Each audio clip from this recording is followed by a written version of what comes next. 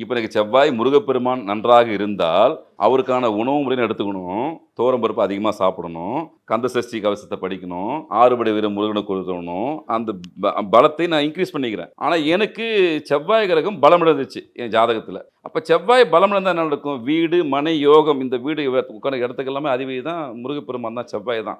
அப்போ ஒரு ஜாதகத்தில் செவ்வாய் பகவான் சரியில்லை அப்படின்னா இந்த மனை சார்ந்த விஷயத்தில் ஒரு சிக்கல் ஏற்படும். ஒரு புது வீடு வாங்க முடியாது, அந்த பிரார்த்தம் அவருக்கு இருக்காது. அப்போ அந்த பிரார்த்தம் அவருக்கு பெறணும்னா என்ன பண்ணலாம் அப்படின்னு ஒரு பரிகாரத்தை கொடுப்போம். அது வாழ்வியல் பரிகாரமாகவும் கொடுக்கலாம், இறை பரிகாரமாகவும் கொடுக்கலாம். ஐயா உங்களுக்கு செவ்வாய் சரியில்லையா, அப்போ உங்களுக்கு பணம் வேணுன்றீங்க. அப்போ இந்த செவ்வாய் பகவானுடைய அணுக்கள் இருந்தால் மட்டும்தான் உங்கள் ஜாதகத்துக்கு பணம் வரும். அப்போ நாங்கள் என்ன பண்ணுவோம், ரொம்ப எளிமையாக சொல்லுவோம். ஐயா செவ்வாய்னா ரத்தம் ஐயா, நீங்கள் போய் ரத்த தானம் கொடுங்க 6 மாதம் ஒரு முறை, உங்களுக்கு ஓரளவுக்கு ஃப்ளெக்சிபிளாக இருக்கும். செவ்வாய்னா யூனிஃபார்ம் சர்வீஸ், செவ்வாய்னா மருத்துவர், யூனிஃபார்ம் போட்ட சர்வீஸ் எல்லாமே சீருடை பணிகள் எல்லாமே செவ்வாயுடைய ஆதிக்கம் பெற்றவங்க. This festive season, travel the world with Grand Royal Tours.